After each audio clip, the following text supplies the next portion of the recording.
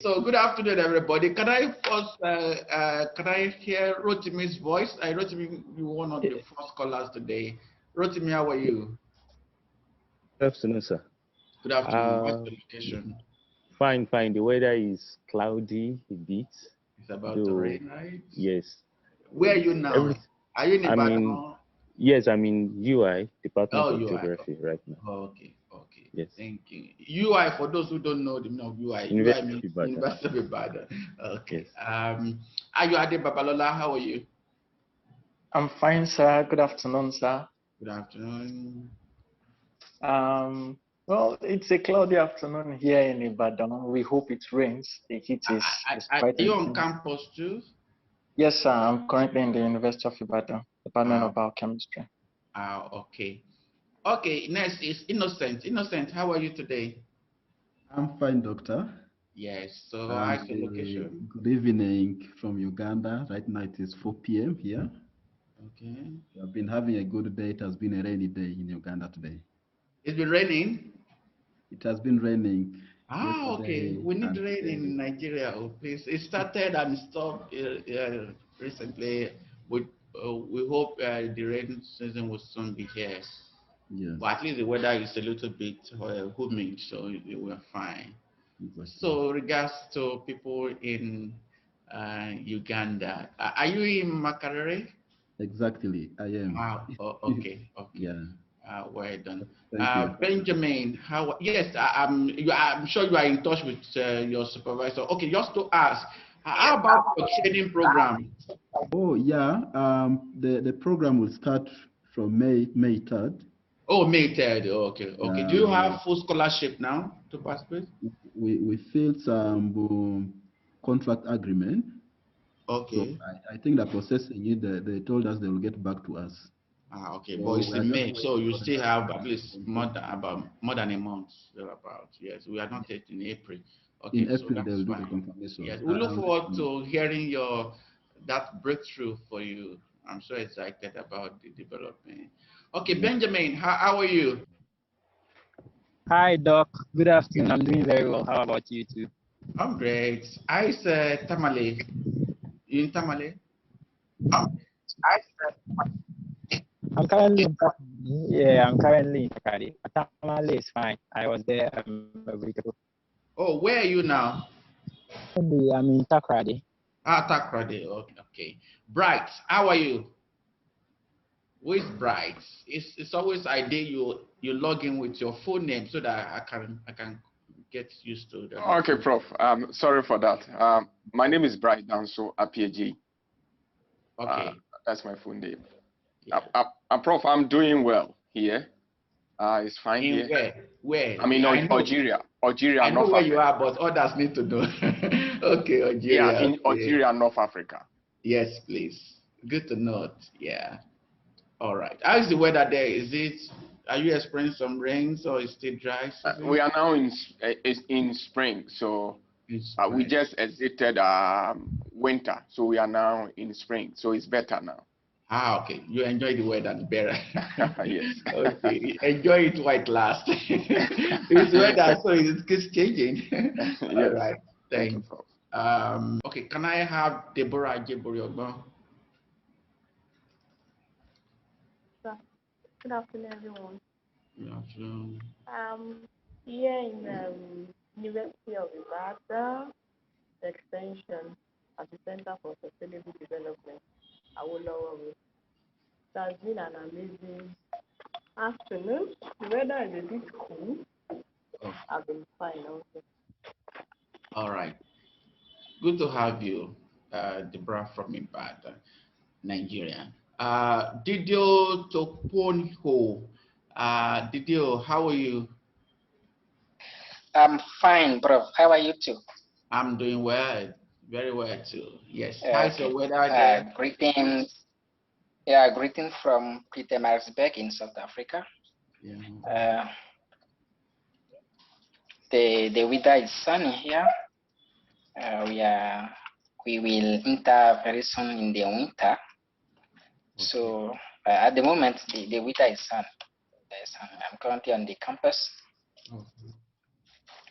Yeah, thank you. Are you, I'm sure you are all in touch with your mentors and you have started work. Maybe after the presentation, if we have some time, you can just let us have some update. Because by next week, we're going to run the first quarterly evaluation, and so that we can move up faster.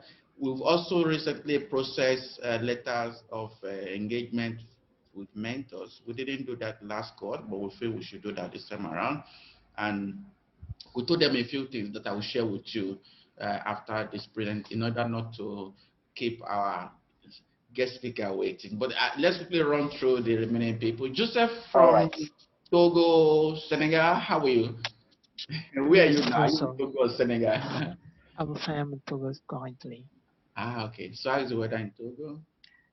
Very cold, sunny. Cold and sunny? Yeah. That's good. Okay. All right. That's fine. Thank you Enjoy for it. sun. White Thank lads. you. Okay. Favor. Who is Favor? Favor. I don't have the full name. Favor, how are you? Please, I'm doing good. Yourself? Favor from Ghana, right? Yes, please. Is that the midwife? No, please, I'm not a midwife. Ah, okay, okay. I know. Maybe that is a C now. So she will talk to me later. Okay. So how are you? What are you doing? Where are you now? I'm recently on the field taking my data collection for my thesis work, so I'm a little busy as I join the meeting now. Which location is that? Where? I'm currently in Ghana. Where in Ghana? Where are you collecting data? In the Volta region. Volta region. Okay, okay. Well done. I already told you people that my wife is a Fanti. She's from, you know, where Fanti people. She's from Cape Coast. Okay. All right. Okay. Oluwatosin Adetuyi, how are you? Good afternoon, sir. Good afternoon, everyone. Yes, please. How are you doing today? I'm very fine, sir. What about you? I'm great. So, your location, please? Yeah, Oshogbo, Osun State. Osogbo, Osun State. Are you in Yes, University of Osun, right? yes, sir. Osun Yes, State sir. University, rather. Yes, Okay, Department thank you. of Biochemistry. My mentor is your Vice Chancellor, so greeting Oh, from me. really? Of him. Oh, no problem. I will extend your regards. Okay, thank you. How is the weather in Osogbo? It's quite sunny here, but as you said, the weather can change anytime. Yeah, that's why it's called weather. Yeah. All right. Where's Seko Sefako Esinam? How are you? Exane. Yeah, I'm very well, thank you. Good afternoon, everyone. Is it the midwife? No, please. I'm a nuclear scientist. Nuclear scientist. I just want midwife from Ghana. Why is she not here today? Okay, maybe she's busy delivering some babies. Okay, so how are you? I'm very well, thank you. Where are you in Ghana? Location now. I'm currently in Greater Accra. Greater Accra. Okay, that's Accra. Okay, Yes, well done. And the weather is wonderful. Yeah, the weather is cool. It's not too sunny. It's not too cold. It's just I mean, ideal, and it's not raining. Oh, no, it's the not best, raining either. the best weather. It's cool. Okay. I guess I've taken everybody. Where have I not called or greeted us today? Bright. Okay, Bright has spoken with us. Okay, thank you very much. We'll now move into the main business of the day, and that is a presentation by Dr. Desaline Aya. Dr. Desaline Aya, as you may must have seen in his brief, is from Addis Ababa University, Ethiopia, one of the oldest universities in Africa, especially in East Africa, best in East Africa for that matter, and is in the center of food security at the university. He's also a member of the board of Images Initiative. As a matter of fact, is the vice president East Africa region of Images Initiative. He is well experienced in publication. Is now an associate professor of the university, and he works with many organizations as consultants, and also editor-in-chief to some book serial publication by Springer Nature. He will tell you more about that in the course of his presentation, I guess. So without much ado, and also know that he's currently mentoring, I guess, one student or so. I'm not sure, but at least he had a mentor in the first cohorts. So Dr. Associate Professor Desalinaya is a friend and a family member for that matter. Anytime I go to Addis Ababa, I always want to go to the house because he always entertain me with the coffee. I always smell the coffee. When you hear smell the coffee, that's the only place I smell coffee. I don't take coffee ordinarily, but when I visit, because it's home prepared, so I always like it. The wife will prepare. I will be smelling the aroma even before it is ready for us to drink with popcorn and other things. I won't tell you that we eat. So we always take that as appetizer. Then we eat main course and all that. Then we go out for the market for shopping. It's always exciting to visit him. So, Dr. You are welcome to make your presentation. Yeah, thank you, Wale. Thank you very much for your kind orders, and also just I'm very happy you like our coffee, and also Addis Ababa. Hope we'll enjoy more in the coming years. Hello, everybody. My name is Ayal. Ayal is, I think, easy for foreigner. That's my family name. As Dr. Wale said, I'm working in Addis Ababa University, which is one of the oldest university in Ethiopia, under College of Development Studies, Center for Security and Disaster Risk Management. I am currently an associate professor of the center, specialization in disaster risk management and sustainable development. I'm just a deputy editor for International Journal for Climate Change Management and Strategy, and also a Journal of Frontier. We just have published 3 books, especially on climate change adaptation, mitigation, and vulnerability in Springer. I think you may just visit. Hope you will just enjoy, especially those of you who have interest in the climate area. I think we have produced nice books, so we'll get a perspective for your study. Having said this, today I will just talk about our book chapter, which is contributed to the image published in Ibadan University, which is one of also the oldest university in terms of teaching and also research, disseminating research output. Really, we just believe that the Africa, especially sub-Saharan Africa, many different evidences are not summarized and also enclosed.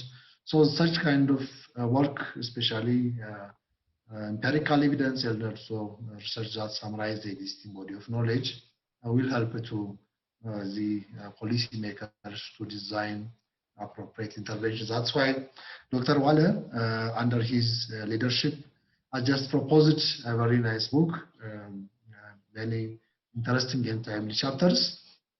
Among these chapters, our chapter is entitled The Sustainable Agriculture and Food System in Africa. the issue of sustainability is a big issue. As you know, the food system in Africa is also a really serious challenge because of manufacturers. I will touch for that. So the issues that I just share our output is about sustainable agriculture and food system in Africa. Many of you may have readings about the potentials of Africa in many aspects, in tourism, mining, agriculture, and also forest products. But unfortunately, due to lack of technology and other many factors, the African, especially the sub-Saharan Africa, are heavily depend on mono economy system, especially on the subsistence agriculture. Subsistence agriculture, which is depend on nature and also limited in terms of technology, is the backbone of the Africa, so that it is a great contributor for the national economy of African countries, and also it's a major means of income, livelihood, raw material source for industries. So this is really a very important sector which liaison or serve many different primary and secondary sources.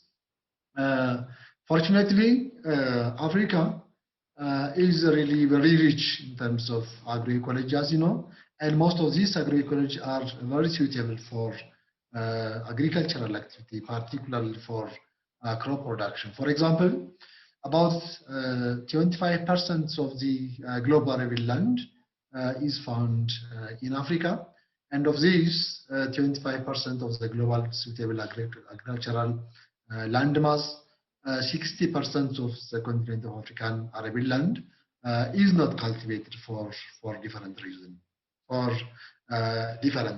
So we do have really a very extensive agricultural land in one hand, but unfortunately, this sector, as I've said, which is heavily nature dependent, is just challenged by many interrelated factors. Among very bottlenecks, which really undermines the performance of the African agriculture, the rapid population growth and concentration of the population in certain geographical area is one factor, which is responsible for the fragmentation of the arable land and also the degradation of the land, which expose the land for other hydrometeorological hazards and so that erosion. Africa is also just frequently affected by different types of biological hazards, especially those biological hazards which translated into disaster and cause for just reduction of agricultural production, reduce the performance of agriculture, and sometimes may cause also loss of life and physical injury. Also the damage of basic infrastructures, which is really very important for agricultural activity. The land degradation and desertification are also the output of the population pressure. In addition to this, sometimes the conflict, lack of appropriate policy for the development of agriculture, limited technology are some of the bottlenecks. Therefore, the African agriculture is faced many different challenges, and its profitability and sustainability is already compromised by these factors. In line with this, because of these factors, the food system in the continent is also just challenged. As you know, the food system just encompasses all processes starting from agricultural production up to the consumption. That means the processing, distribution, consumption of the agricultural products are part of the food system. Therefore, the food system, due to these challenges in Africa, has become a serious problem, and many and in the globe, a great majority of African population are just suffering from food insecurity and also hunger. So all important indicators of hunger and food insecurity, as observed in many different African countries, like the wasting, stunting, undernourishment, many different food indicators are prevalent in Africa. So, so what is the solution to just improve agricultural production in Africa so that it could support the ever-increasing, alarmingly population pressure in one hand, and also it may just serve as a base for different livelihood. For this, I think we do have one solution, which is known as sustainable agriculture. Sustainable agriculture could be considered as a remedy for all such problems, which is emanated by demographic, hydrometeorological, political policy, any problem which undermines the agricultural performance. Our study, our book, just systematically summarized how sustainable agriculture could contribute to just sustain and increase agricultural production so that the economy of Africa, many people's livelihood, and also the environment itself could be just rehabilitated, production could be included. The sustainable agriculture could help to just improve the water efficiency usage by agricultural activity, and also by itself the technology of the sustainable agriculture could help to solve the water scarcity and water depletion. In one hand, it may also just help to manage the market fluctuation by providing or by increasing the availability or the supply side of agricultural production, so that the food system and also food security at Africa level could be improved and also sustained for our future and also for our generation. So really, we need to just promote. We need to just produce many evidences how the sustainable agriculture could contribute for the to solve or for the improvement of production and solve many problems related with production and food system. So just to provide you brief importance of the sustainable agriculture. Sustainable agriculture, it has many multiple benefits. Among these, it has environmental benefit, it has the economy benefit, and social benefit. So the benefits that we can get from sustainable agriculture could be represented by a triangle. And again, this multi-benefits, that means environmental benefit, economy benefit, and social benefit, are support each other, and they are interrelated and really very important for Africans. Environmentally, sustainable agriculture could help to just maintain the equilibrium balance of the nature through many ecological processes. For example, it may help to promote the natural cycle of nutrients Otherwise, which could be fixed by leaching and erosion, or may just promote the recycling of nutrients by itself. It may just encourage utilization of compost or biological or organic fertilizer. It may also just avoid excess use of chemical inputs, especially these synthetic chemical inputs.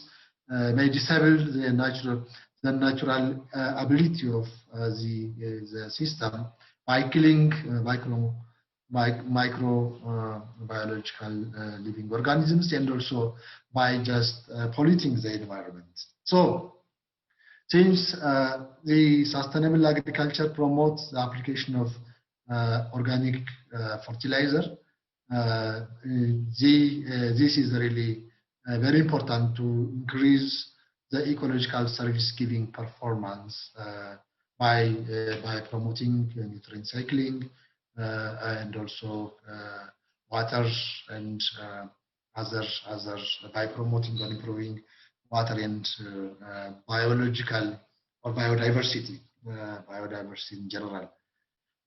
So this is how the sustainable agriculture benefit in terms of environment could be explained. So this will help to apply efficient use of available natural resources. It will just promote restoration and maintenance of diverse natural ecosystem, all elements of the environment. It also has climate resilience component. Some of the activities of the sustainable agriculture in the environmental perspective may be considered as smart agriculture. On one hand, help to improve agricultural production, and on the other hand, may help to mitigate the climate change by promoting green or by discouraging the greenhouse gas emission. The economic importance of the sustainable agriculture is clear.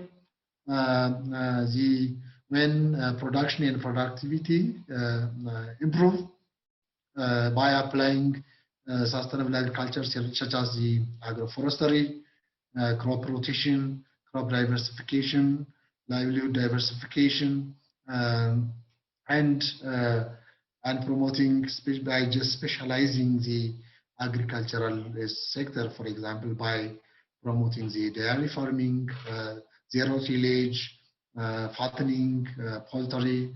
This may just increase the economy at the national level and income for the poor African farmers. So the economic benefits that we can get from sustainable agriculture must be, I think, understood in this way. So by applying the sustainable agriculture, we can get many importance. For example, it is really it could play an important role to just efficiently organize and diversify food value chain by promoting production and productivity. That means food system will be promoted, reduce cost of health maintenance.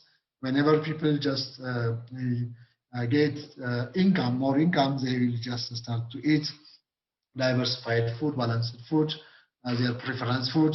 So they will have this will have to just exercise healthy activities, because people will have improved health. The others may just promote the social responsibility, because people, whenever we just promote sustainable agriculture and create awareness about the importance of this sustainable agriculture, people will start to conserve their environment, so that their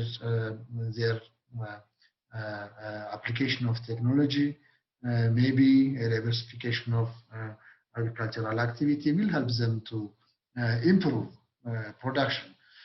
In other words, this could have also just gender gender importance, because mostly in the sustainable agriculture, especially in the agricultural activities such as the homes to garden, and also just keeping of remnants, small remnants, poultry in Africa, culturally, this activity is managed by females. So this will also help women to have their own sustainable income to solve their problem. All the cumulative effect of the sustainability of the environment and improvement of the ecology, the service giving performance, and improvement of the economy for security will help to just improve the social bond of the people. People will just start to maintain their environment by just strengthening their bonds, by applying many different types of community maintenance activity. Community maintenance activity, in essence, people will start to discuss about their local environmental problem, may just suggest their feasible or context specific natural resource management intervention measures. So in general, the social bond will be strengthened, and where people will start to discuss about the long-term preservation or conservation of their environment. To give you some of the options of the sustainable agriculture could be implemented in different parts of Africa. The whole options of sustainable agriculture may not be just relevant, or maybe may not be successful in all parts of Africa. As I've said, Africa is a very vast continent with diversified environmental conditions. Let me just tell you some options of the sustainable agriculture. One of the options of sustainable agriculture is the permaculture. Permaculture is one of the sustainable agriculture, could be implemented in many parts of Africa. It is a holistic land management approach that could be applied to make agriculture more sustainable. This is really very important to improve the soil fertility, to just improve the water availability, both surface and underground water, to just redirect the waste, or it may have also waste management and treatment components. Therefore, this permaculture, one of the options of sustainable agriculture, by just producing the perennial crops such as fruit trees, nut trees, and herbs, could help on one hand to solve the food security problem permanently, and on the other hand, it may also help to maintain the environment or improve the service giving performance of the system. The other option of the sustainable agriculture is known as the biodynamic. This is again another holistic approach. Especially, this is a system of sustainable agriculture integrates collective, spiritual, very ethical and ecological agricultural practice. Really very successful in many parts of the world and also our continent, to restore the degraded ecology and improve crop production by promoting the utilization of organic fertilizer. So maybe this could be very successful in many different parts of our continent. This biodynamic sustainable agriculture involves the compost application, cover cropping, crop rotation like that of others, and may help to grow many different types of home garden and also other types of crops and vegetables and fruits. The other option of sustainable agriculture is the hydroponic and aquaponic agricultural practice. This is really a very innovative farming technique which involves the growing of plants without soil, of course, the nourishing the plants through specialized nutrients that are added to the water. This kind of agriculture is, I think, more practiced in China and in the Southeast Asia. So this hydroponic agriculture may help to grow different types of vegetables, shrubs, fruits, some flowers, and also may help to just produce different types of fishes and also perennial plants. Now, the other type of agriculture really which could be implemented in many parts of Africa, especially in towns and city, is known as urban agriculture. Urban agriculture is also one of the sustainable agriculture option.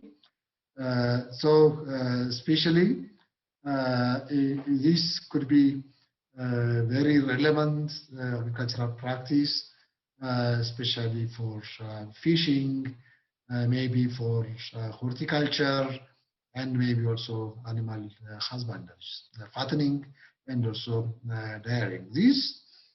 The component of agriculture are really very important to support the formal agricultural practice. People may just benefit from this kind of agriculture. For example, this could be implemented in universities which has a really vast compound like the Ibadan University, which I just enjoyed visiting of very vast university campus in my life, and also the public high schools, maybe elementary schools in Ethiopia, for example.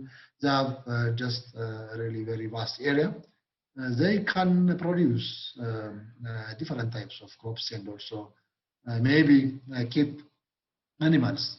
One of I think the university which I just graduated my first degree, which is known as Farda University, they have such kind of agricultural practice.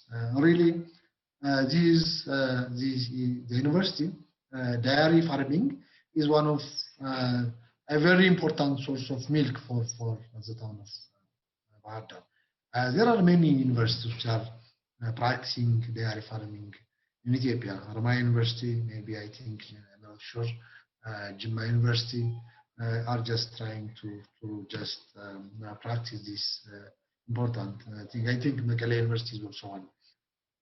The other sustainable agricultural option is agroforestry. Agroforestry, as you know, this is a kind of agricultural practice which integrates the forestry and also animal husbandry and crop growth. So it has multiple benefits. We can just produce crops, and also we can use to keep animals. At the same time, you can also grow economically very valuable crops. These we can use this agroforestry farming system practice for the system which is support one from that. For example, if you just keep animals, the animal deck could help to just use to improve the land. there in terms of compass or maybe naturally. At the same time, the animals may also get palatable grass or maybe shells from the trees. This is also one of the agricultural practice that may be promoted in Africa. I think as far as we are heavily depend on the agriculture. The other component of the sustainable agriculture is known as natural pest management. As you know, currently, currently we are just using chemicals to manage pests and also weeds for different reasons. But we know that it may just solve our immediate problem, but this synthetic fertilizer and also pesticides and insecticides has its own far-reaching adverse impact by polluting the environment and also by killing by micro organisms, which are very important for the soil formation process and also circulation of air within the soil. So if you just promote such kind of natural pest management system, this is really one of very important things that could just reduce land degradation and also reduce or undermine the ecological service giving potential. So as I just try to tell you briefly, the sustainable agriculture, it has really multiple benefits, could really maybe consider as a remedy or a solution for our bottleneck problem in the agricultural sector. So we need to just promote this system to be practiced in different parts of Africa. And again, I can say this aspect is really the unwritten chapter. We need to, as researchers, as specialists in the area, we need to just investigate systematically the importance and also the applicability of sustainable agriculture, different practices and technologies in our respective country. Thank you very much for I think listening my speech. Maybe if you have any additional inputs to strengthen the chapter, I think it could be also I think add an additional input to initiate an additional chapter or maybe a manuscript, or maybe if you have any question, you are most welcome. Wale. Yeah, thank you very much, Dr. Ayal, for taking us through your recent manuscripts that's been prepared for our upcoming book. We do appreciate that very much. So thank you very much for taking us through what is sustainable agriculture, where it is practicable, and different forms of sustainable agricultural practices. So we do appreciate that. Actually, also, we will want to know, with your experience, what does it take to publish a book or a book chapter? Why is book publication different from journal article publication? From your experience, how do you navigate them? I know as a professor, you have journal publication, also have book publication. So what is the difference, and how can someone navigate through this process? Thank you. Thank you very much. Thank you very much, Wale. You know, it depends. As you know, if the book chapter is published in well recognized press or publisher, if the book chapter is peer reviewed and the expertise comments, reflections are incorporated, in terms of scientific value, it has no any difference because articles are just reviewed and also just the reflection of specialists are incorporated. And if the book chapter, for example, our book chapter, we know the Ibadan University Press has long history of publishing of really very innovative ideas, research outputs.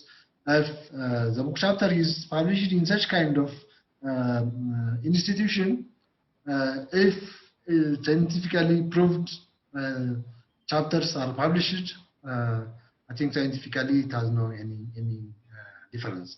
But in some, for example, in the case of Addis Ababa University, the book chapter it has equal value with article if it is published in the recognized institution and also if it is peer reviewed. But as you know, book chapters could be published anywhere without just commented, without incorporating the feedback of specialists. Those are really not, maybe it must be considered as a gray material than book chapter. For example, from my experience, in the three of our books, the first book, which is entitled, as you know, one which we organized an international conference in Ibadan under your very excellent leadership, climate change resilience. Each chapter as just reviewed by two reviewers, checked by one associate reviewer, and finally approved by chief editors, I mean deputy editor and the chief editor. So it is passed through really very serious review process. So our book chapter, which I just shared today to the participant, has also, I think, prepared very carefully. It has also just incorporated the concepts, the comments of the authors, I mean the reviewers. It's, I think, scientifically very excellent. So no difference in terms of scientific relevance. So it's used for promotion, in our case, for academic career. It has also equal value for publication incentive and many other issues. Thank you. Yeah, thank you very much. I'm familiar with the Springer Nature book series, the one you have mentioned, also the one climate change adapt, the handbook, especially handbook, African handbook of Africa climate change management. Yeah. And African climate change adaptation. Yeah, one is there's one on climate change management. There's one on resilience. Review for all of these book series. So what we're saying now, in your university, this book series have equal weights. You can say with just any other journal publication. But in some university, like our university, research papers in journals are weighted by 5, while book chapters is weighted by 3. So it already shows that the weight is different, or one is higher than the other. But it's also important for us to know that there are some book series that have equal standing with other equal. Even some journal, I'm sure to publish in the series on Springer Nature, you go through the same process like you go through the journal article. So I know that quite well. So coming back to our mentees, because they have 2 deliverables, as I told the mentors. One is that they need to prepare an abstract for a conference and present the paper in a conference. That's the first thing. The second thing is that they must prepare a research paper or review paper to be published as a journal paper or a chapter in a book series. So those are the two main deliverables essentially. So I'll be interested in the type of questions they'll be asking as related to that. Let me see if we have any question coming from the chat button. Somebody's asking whether you have your PowerPoint presentation that you can share with us later in the day. Yeah. Or tomorrow. Okay. Yeah, I can share. I can share the PowerPoint. Okay. Okay. There's someone said, could we have some outline of book chapter writing? How is the outline different from last month? We had the presentation on journal article, or essentially, and today we are focusing on book chapter. So they want to know, maybe if you can help us to quickly dissect what are the ingredients in the book chapter and how is it different from a journal article in terms of outline. Can you expatiate on that briefly? Yeah. Can you tell us the difference between the outline of a book chapter and a journal article? Yeah. Shall I reflect? Yes, go ahead. Yeah. As you know, different journals, they have their own guideline. Abstract, mostly, in most cases, almost all, in all cases, abstract is one component for the journal article.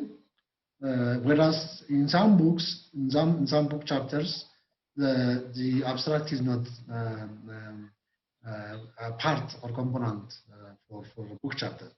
Whereas both abstract and book chapters, they have a main body.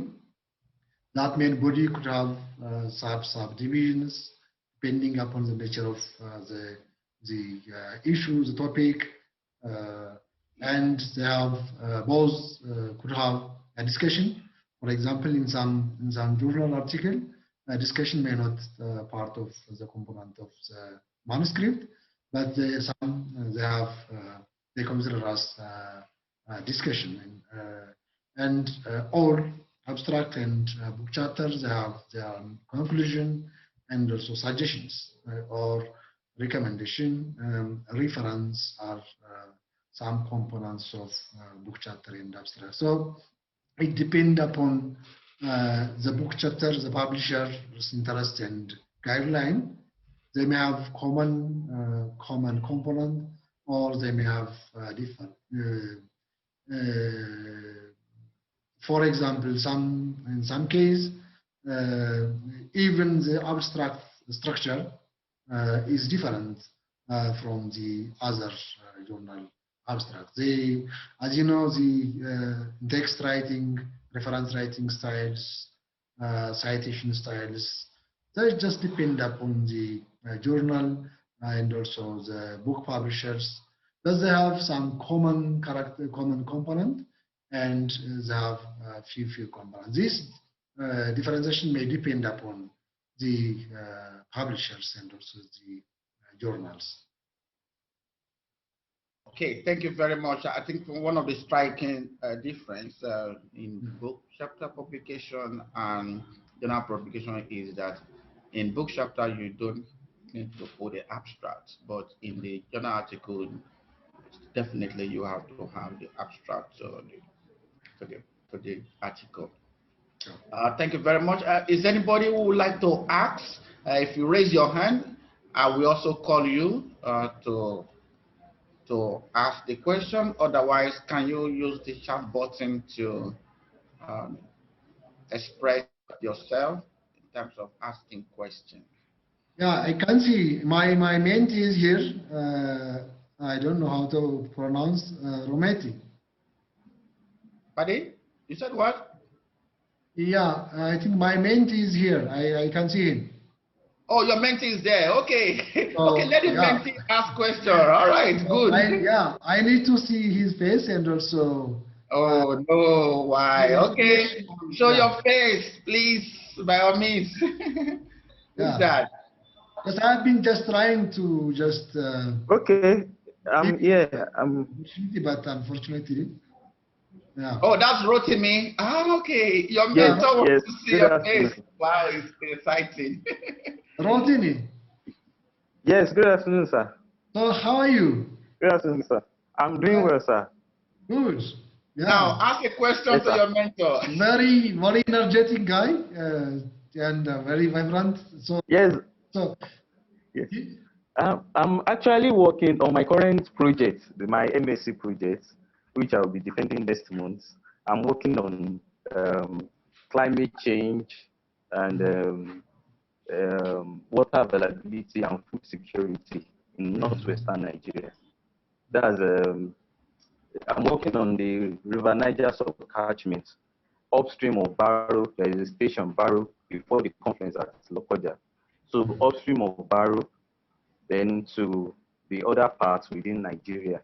So I'm looking at water availability in the region, considering the rainfall pattern and all that. So I try to quantify that and actually looking at what has happened in the past, and what may happen in the future. I use ARIMA, although regressive moving average, to predict the water availability for next 40, 41 years. And then I try to infer what will happen to food security. So I'm actually in tune with the lecture you give, and generally in Africa.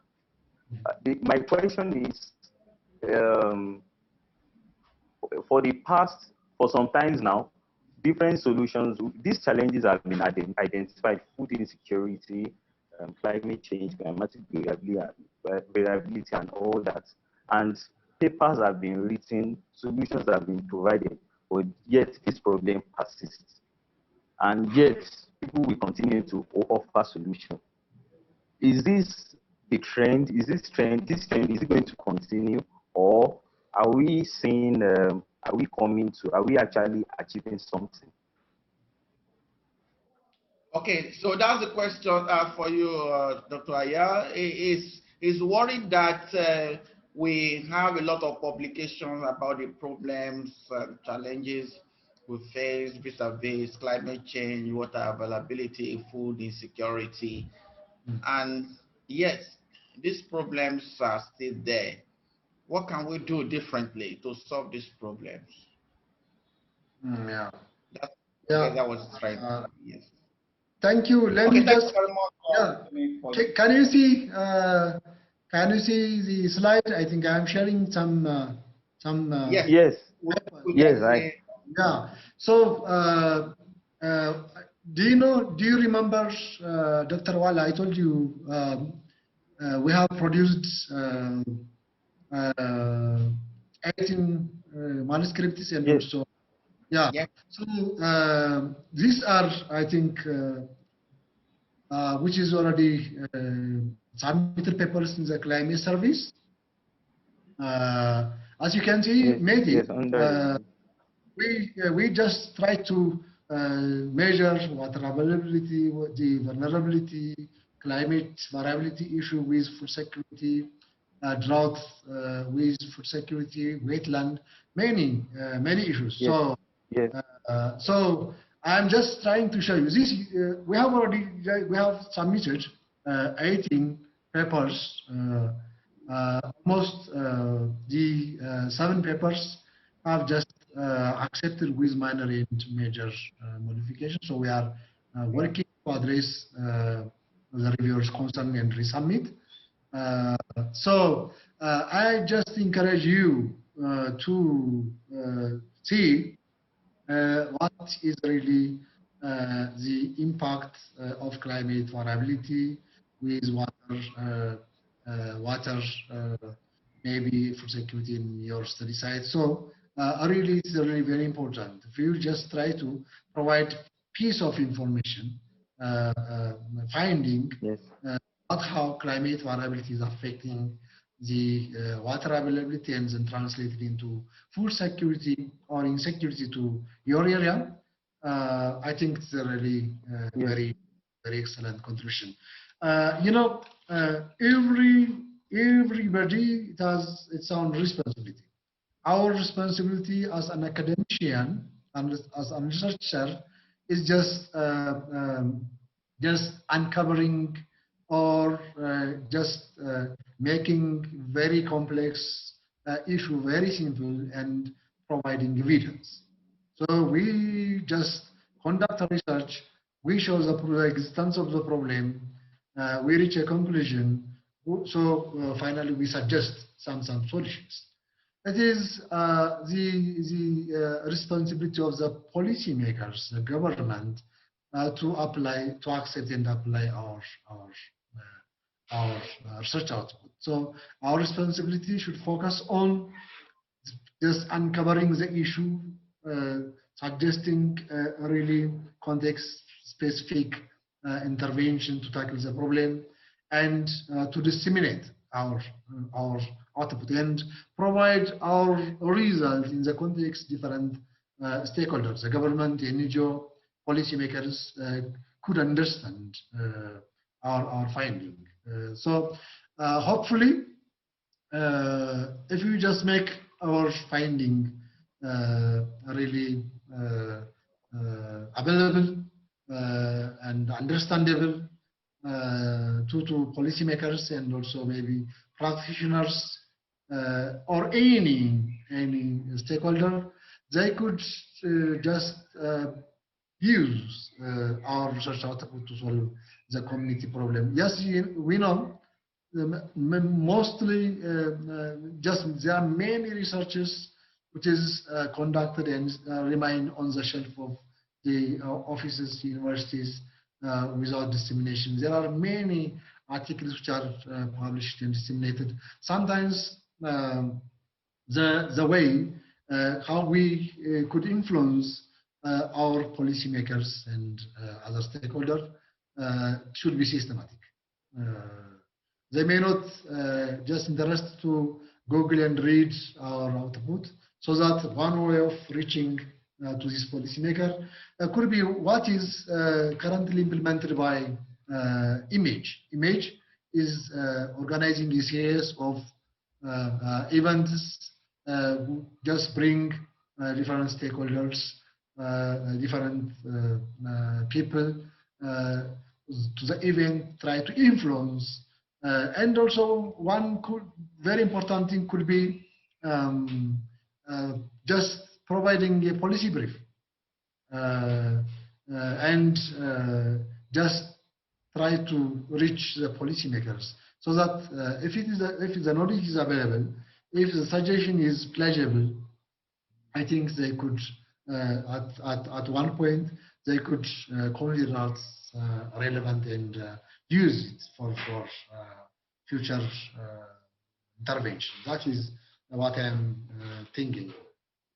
Yeah, thank you very much, Dr. Ayad, for giving us a very expository overview of what are the roles of both researchers and the policymakers.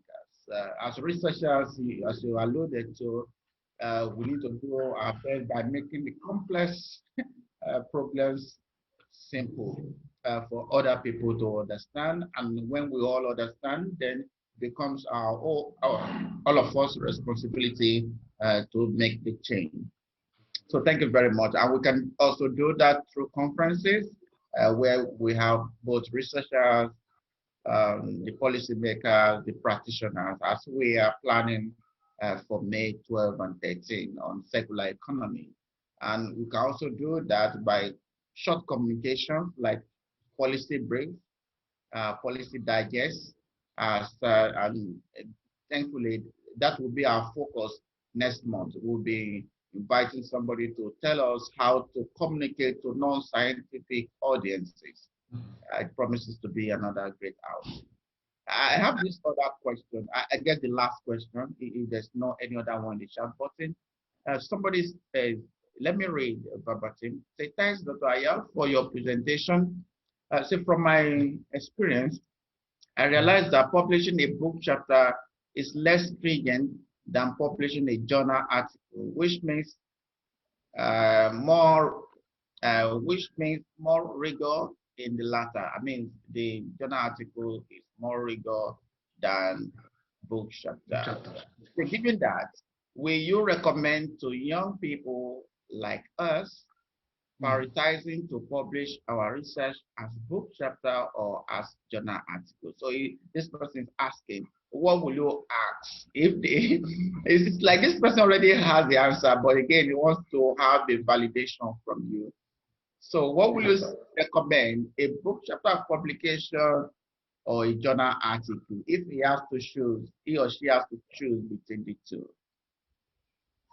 Yeah, I think we can see from different perspectives. In general, and mostly, publishing a journal article is preferable than the book chapter. But sometimes, as you know, we may just use different types of data. May just use the existing data reports. We may just publish materials, or maybe we are just our paper is prepared based on the empirical evidence. So definitely, if the article or the manuscript is prepared based on the empirical evidence, I strongly suggest that shall be just publish it at reputable journal publishers, because that data is primary evidence. It is chance of publication or to be accepted by reviewers and by the deputy editors and chief editor-in-chief is really very high. So I just encourage to focus on the journal article. But if it is based on the existing body of knowledge, and if the publisher is well recognized, and if the book chapter is peer-reviewed, again, I just also encourage to just consider it to publish. But the focus shall be to the journal articles and a book chapter. Okay, thank you very much. I think for Dede who asked that question, I think the main important thing is to discuss with your mentor or your supervisor, who would be in a better state to advise you. But I will always, from my own point of view, if I have to choose between the book chapter and a journal article, I think I will choose the journal article. Okay, because of many benefits that come with it. It has broader readership. Most journal articles now are open access. Most of the book chapters are not open access. And in terms of ranking in institution, journal article has a higher ranking than a book chapter.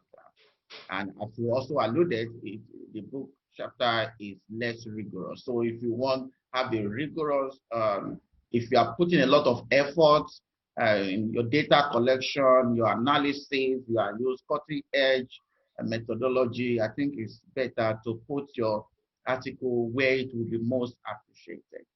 Okay, thank you very much. There's one question. Innocent, you wanted to ask a question. Do you want to put it in the chat button, or otherwise you can unmute your microphone and ask directly? Which Yes, I can speak. Okay, let's hear your voice. Go ahead. Speaking, yes. Would you like to use your video Prof, so that Dr. Aya can see your face? Would you like to use your video, please? It's okay. Yes, let's see your face too. Oh, okay. Am I on? Yeah, Innocent. Thank you, Prof, for the nice. Yes, Go thank ahead. you for the nice presentation.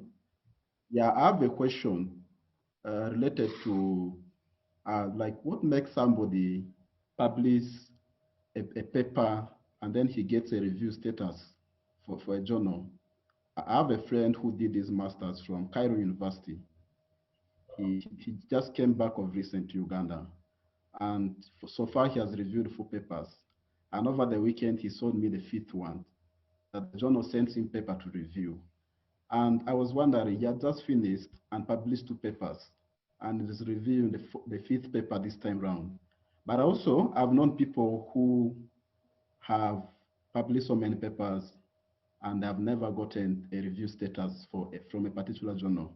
So my question is it the quality of work you've done, or is it the type of research? Probably maybe you've done a research in an area which is, I would call, virgin. What makes somebody get a review status from a journal? Thank you. Okay, thank you. Maybe before, Dr. Yeah, before you respond to that, I would like to hear a lady's voice. Ladies in the house, start preparing, because I will call one of you if you don't volunteer to speak. We must hear your voice, okay? All right. Thank you. Dr. Aye, please go ahead and respond to the question from Innocent. Yeah, sometimes I remember. Let me just make it broader. His concern, his confusion. I took, I think, 6 or 7 years ago, I took one training how to publish by a professor who came from Colorado State University. He was like the natural resource management expert, has published more than 300 articles. He just published 10 books, many different book chapters at that time. He told us of these 300 peer-reviewed articles, only one article was just published on the first submission. The rest was at least rejected from one journal article. So what lesson I just learned from him, I'm just also just practicing today, is just trying again and again. As far as the paper scientific value is good, as far as it is prepared based on the standard, what is not relevant in other journal may not accepted by others. It also depends upon the observation, maybe of the chief editor, deputy editors, and also the understanding of the reviews of the paper. So what I am just encouraging to our mentee is just try now and then, try to publish, submit research outputs from different journals. So I think you may succeed finally. I think, by the way, yes, I know it may just require energy and time investment, but whenever your paper is submitted and rejected, some may just provide you feedback that could help to improve your paper. So the improved paper could be submitted elsewhere. So this must be also considered as an opportunity to just improve your paper. To coming to the our mentee concern, the Innocent, when you just see publication in natural science, which is based on laboratory, is very easy when you compare with the social science and other papers, which is prepared either based on questionnaire, focus group discussion, or maybe by other means. In some fields, publication is very easy, whereas in others, it is really very tough because of the nature of the subject, maybe because of the originality of the paper. So we need to just understand what is mean not relevant in one journal. Doesn't mean that has no any acceptance or relevance to others. If your paper is disseminated, published people will just benefit, will understand, will learn from your piece or your findings. Again, it may also just depend upon the individuals. Some people may not just like ups and downs, may not also just disseminate their output because it's a required investment. Others may just need really highly motivated, interested to publish, to get recognition, to broaden their knowledge network horizon, so that work day and night, and hopefully they succeed. So it depends. In some cases, in some universities, publication is a requirement. In others, publication, journal article publication may not requirement. So these are really governing factors that motivate or discourage people to get publish their output. I think this is, if I just got the innocent confusion, this is what I can say. Wala. Maybe you can also add your reflection.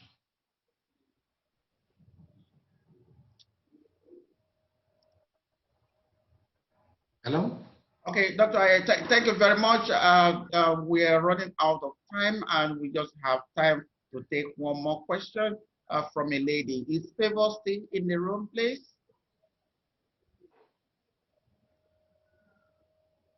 Favor, would you like to ask a question? Can they unmute?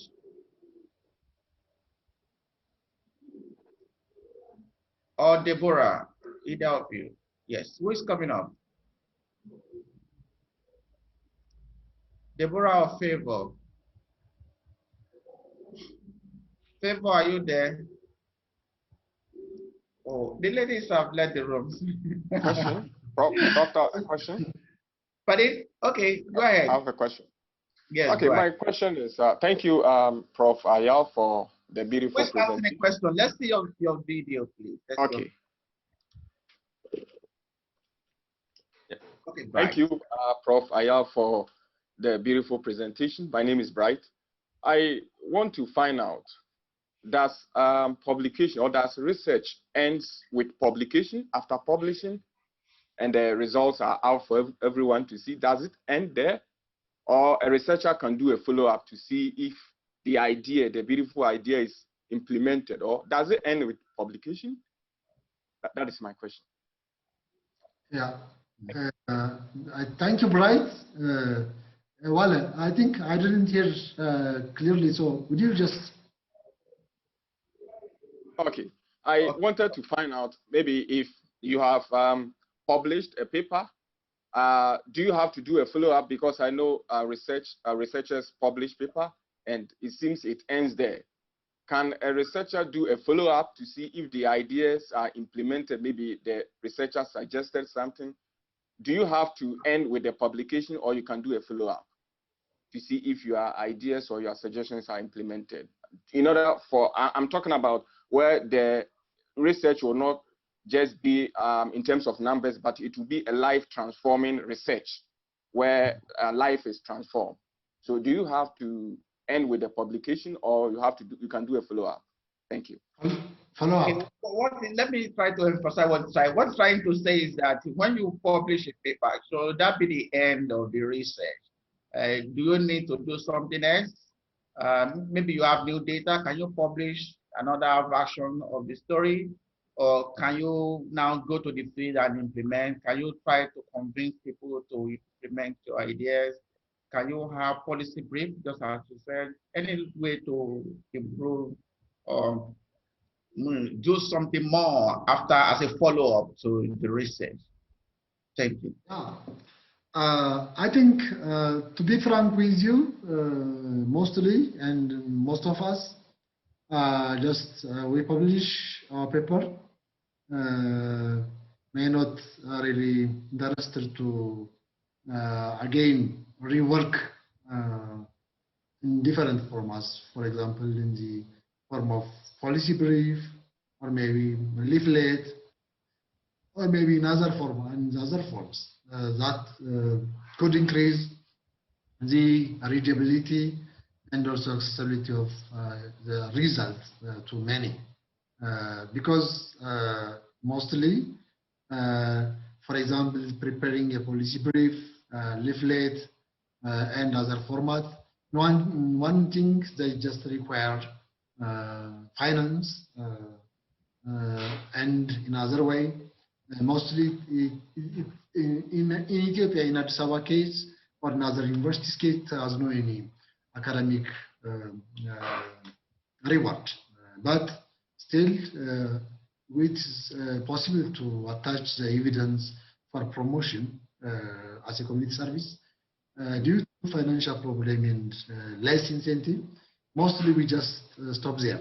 But you know, whenever you publish an innovative paper, an innovative idea, people who are working in the area will just invite you to present, to share your research output in the conference, workshops, and also maybe in various events. One time, if you get a chance to present the output, it is, I think, an addition. Plus, there are also different academic platforms, which is known as academia, LinkedIn, and others. These are also other platforms that you can share and follow up, even receive comments from different experts. May just require your input, since if they now publish a paper or specialists in that area, researchers may just ask you so that you may just help them assist to just understand the issue, or maybe guide in the methodology, just explain the essence, and many different ways. But I think could be good if capacity in terms of technology, finance, allow research output may not end up with publication. It must be reached especially to policymakers. Okay, thank you very much, Dr. Ayar, for the taking ample time to respond to all the concerns raised by our mentees. I just want to hear the voice of Favor. Favor, are you there? Show your video and just tell us briefly. If you don't have a question, I have a question for you. How do you, if you, at the end from this presentation today, what do you think would be the preferred mode of communicating your research?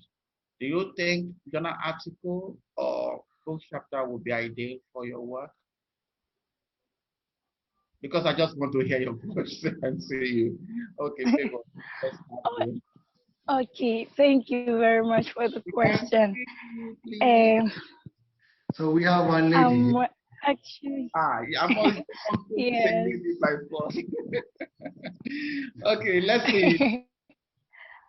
At least you are here. Okay, from we can't see you. Okay, okay. So from the presentation and what I've learned so far, I think the journal article will be better. As you said, most people want to read journal articles than the book, and they will have more views and more people from me searching for books and books or information. Most of the time you go to articles, so you have more people citing your book and getting more information from articles than the book. So I think the article will be better. But I really have one question. How expensive is it to publish a book in a journal article, and how long must it take?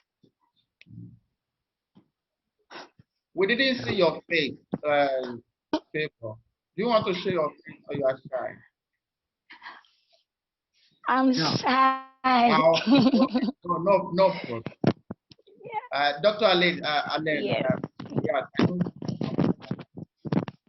yeah, I think for briefly to address her concern, Mostly for African researchers, majority of just journals, they have a system to just cover the cost. That means to publish free, free without any payment. So still, in my experience, I didn't pay any money for my publications. You can take waivers, or you can request waivers, so your paper could be published freely. If you are academic staff in any of university, if that journal is also subscribed by your university or institute, you might have also just a chance to publish freely. Of course, it may depend upon the agreement of the university and the publisher. But really, to know the cost, it may vary from, it's negotiable mostly. Currently, we publish a paper at Climatic Change Journal. The cost was 4,700 US dollar for one journal. But we just publish in subscription, so we just publish freely. Our journal, we request for paper 2,000 US dollar, and again we just also waiver for researchers in developing country like Africa. How long it will take? It depend upon the follow-up of the deputy editors, and maybe depend upon the response of the reviewers and the researchers. Sometimes I can tell you for one paper, including Dr. Wale, 20 invited. Okay, thank you very much. 20 invited. For publishing is not fixed for most journals, but maybe minimum from my experience is 3 months. That's the fastest you can get for a good journal. But you can get some, you can be waiting for 2 years. And but that one is not advisable because some of the ideas will have been outdated by the time you speak and all that. So I think for you, essentially, you need to study the journal you want to publish. So you can go to the archive. Usually, journal will say we put in the front page of the article the time the paper was received in the first draft, the time it was received in the second draft. If there's a final draft, they will put the time it was received as final draft, and the time it was accepted for publication, and the time it was eventually published. So you can study on your own by saying, oh, this journal, they normally, then you can look at it the first time the person submitted and the time was published, and you can calculate whether it's few months or many months. Then that will advise you or whether that would be a good journal to send your paper. So thank you very much. That's one advice. Okay, one advice. Yes. Most journals just they require to suggest the reviewer. If the author suggests a really very experienced, specialized reviewer, that could be also one way of the speed up the review process. Thank you. Most of the time, like as an editor, I know now that it takes time getting reviewers, appropriate reviewers that will review a particular paper. Some may accept to review, some may decline. They have to look for somebody else again. So it's a lot from this other side. At the back end, managing a paper publication is a lot of work. But most authors don't appreciate that. But it's okay. But just to tell you that it's a lot of work also, and you need to appreciate the effort that the reviewers and the editors are putting into improving your work. Thank you very much, Dr. Ayel. Since Favor is the last person to ask question, and you represent the female voice, we have been having two male-dominated conversation. I'd like you to appreciate Dr. Ayel for his one. I'm sure you like the presentation, the time he has taken to do this for us free of charge. So just help us as a mother in the house to appreciate our dear daddy in Africa. Thank you, Wallet. I'm just very hold on grateful. for, Dr. Yeah, please hold on for Favor to say the thank you on our behalf. Favor, over to you. Good. I will. I will. I will. So I am much invited, right? privileged. Yes. Thank you very much. I am much privileged to do this, and thank you very much, Doc, for your time. And I've learned a lot from your presentation, and we say thank you on behalf of the group, and we say anytime we call on you, we hope you come and bring us more innovative and teach us more things. We thank you very much, and thank you very much. Have a beautiful time. Yeah. Yes, thank you very much, Dr. Yeah, we can. Thank you. We can Bye, everybody. Bye, bye.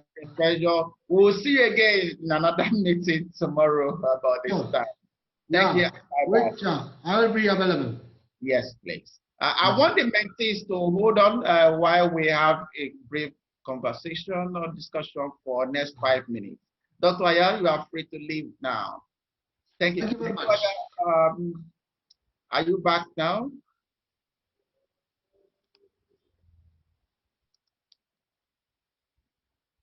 Okay. I wanted to give us a brief update on our activities.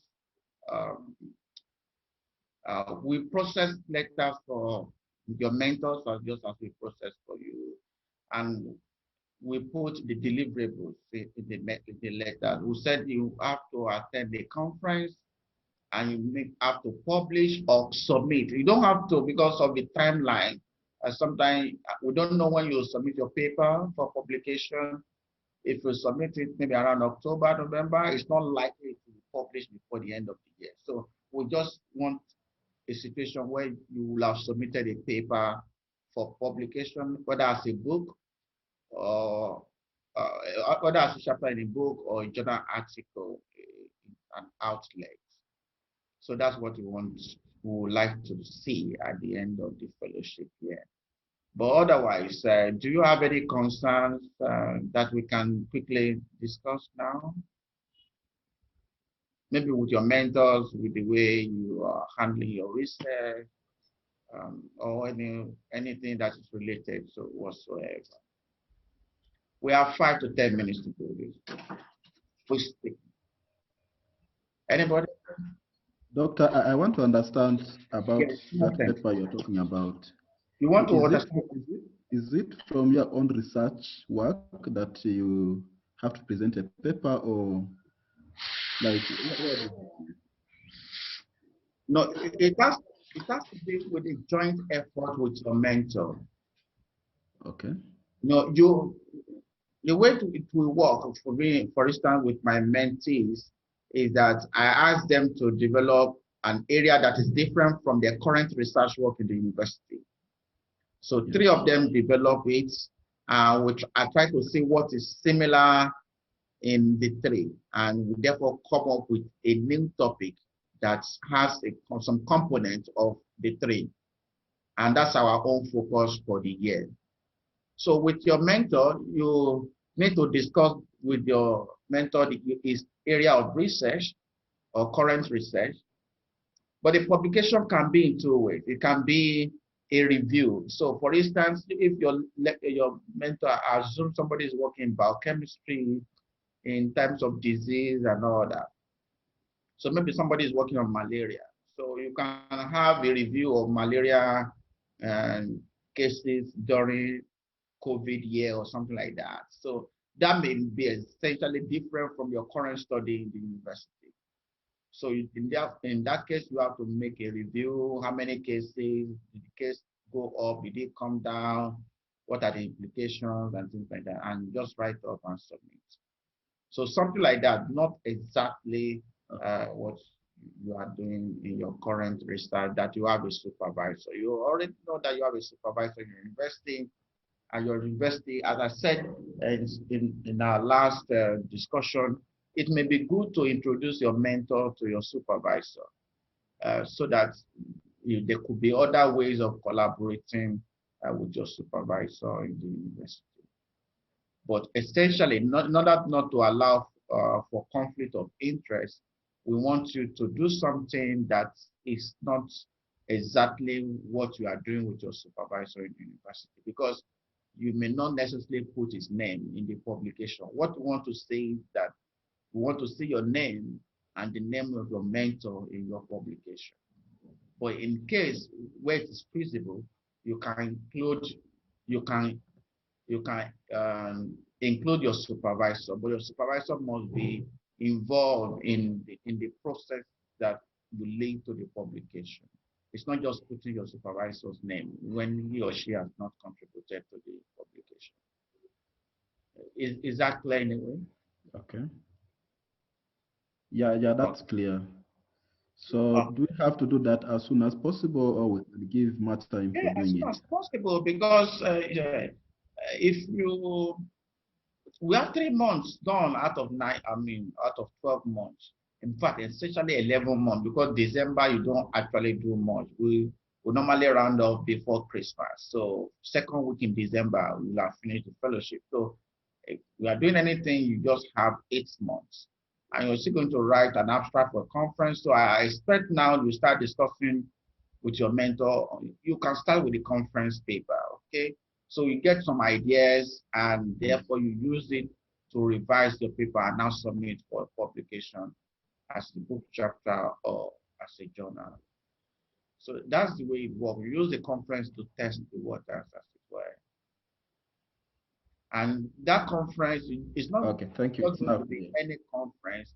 That conference must be decided by you and your mentor, because and that's why they are to guide you which conference will be most important. Know there are many conferences that may not add value to you. Okay, so at least one conference, and we have an opportunity. We create that opportunity for you to participate in the conference in May. So if you think that will be ideal for you, I'm not saying it is important, but if you think that would be ideal for you on circular economy, then submit an abstract by end of April. Okay, because we will close our submission by end of April, so you can do that. Otherwise, discuss with your mentor and let him or her advise you on the appropriate conference that will be suitable for the paper. I mean, you want the abstract you want to submit for the conference and the lecture paper that we emanate from it, such that the conference will be able to give you good feedback that we use to revise uh, uh, for the paper. And also, there are some conferences that have a special issue attached to the conference. So they will announce the conference and say, okay, papers from the conference will be published as a special issue in this type of journal. That is another type of conference that you target, because in that type of special issue, you don't need to pay. It's free.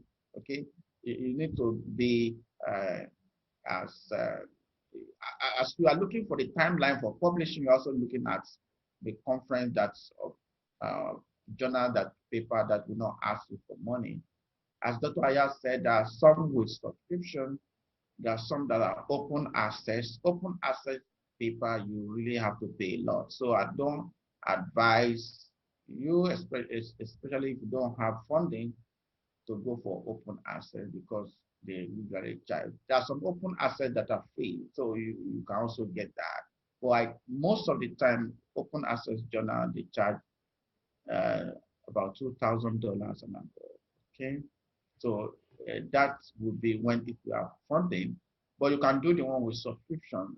It's just that you don't have the copyright. They will sell your paper, but of course you have your own. You have your name there, and you can. They make it available on the website. But those who want to read will have to pay. But you can have your own copy and then upload it on your research page. At some meeting, at a later meeting, we'll be talking about how to make your research visible. So we'll talk about ResearchGate and OC. I will talk about that in another webinar. Okay, Innocent, I hope that uh, meets your expectation in terms of response. Yeah, Can we it's have now very one? clear, I think. Thank you for the guidance. Can we have one more question? Otherwise, I will invite the coordinator to give us some information, then we close. Anybody want to have any concerns? I'm sure you are all familiar with your mentors now and you have started working. Maybe you are developing some ideas on what to do. Please intensify that and get it sorted latest by end of April so that by May you are already sending out your abstract for conference and developing paper. Any other response or questions, comments, suggestions?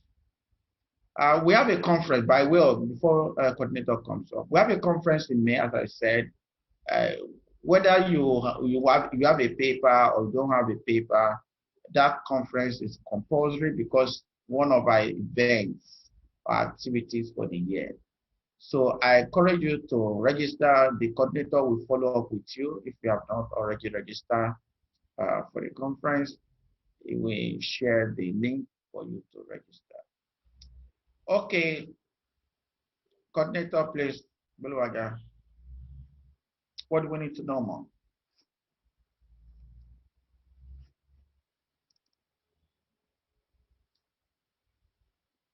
Oh, is Buluwaga not out of here?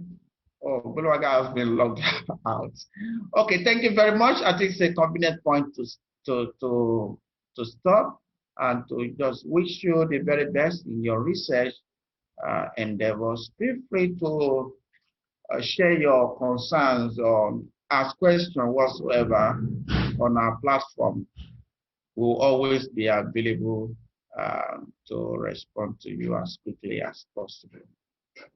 So take care of yourself. Have a great week and bye-bye.